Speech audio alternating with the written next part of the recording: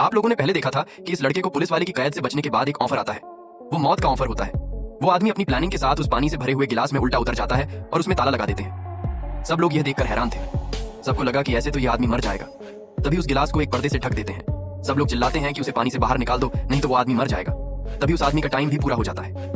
सब लोग बेताब थे कि उस आदमी के साथ क्या हुआ होगा, क्योंकि 15 मिनट तक उल्टा होकर कोई भी आदमी पानी के अंदर कैसे सांस ले सकता है। तभी कुछ लोग स्टेज पर आते हैं और उस पर्दे को हटाते हैं, और उसमें से एक बंदा उस गिलास को तोड़ने ही वाला था, लेकिन जो आदमी उस गिलास को तोड़ रहा था वो वही आदमी था जो जादू दिखा रहा था। तब सब लोग खुश होकर वहां पर ताली बजाने लगते हैं। जादू इतना अच्छा था कि वहां के राजा खड़े होकर ताली बजाने लगते हैं और उसे एक बड़ी रकम दे देते हैं।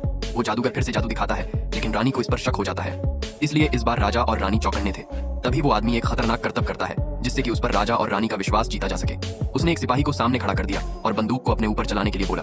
वो सैनिक बंदूक चला नहीं रहा था, लेकिन इस जादूगर ने उस सैनिक को बंदूक चलाने के लिए मजबूर कर देता है। जैसे ही बंदूक चलती है, वहां खड़े सब लोग डर जाते हैं। उन्हें लगा कि अब ये जिंदा नहीं बच पाएगा, लेकिन हुआ इसका उल्टा। उस आदमी को कुछ भी नहीं हुआ, क्योंकि उसने उस गोली को अपने मुंह से पकड़ रखा था। सब लोग यह देखकर चौंक जाते हैं।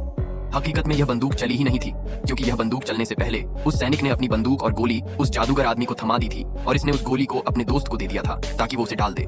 लेकिन उसका दोस्त बड़ी ही चालाकी से उस गोली को अंदर नहीं डालता, और बस उस बंदूक के अंदर बारूद ही बारूद भर देता है। जैसे ही बंदूक चलती है, वैसे ही आवाज आती है मानो कि गोली चली हो, और वो गोली उस जादूगर के हाथ में थी।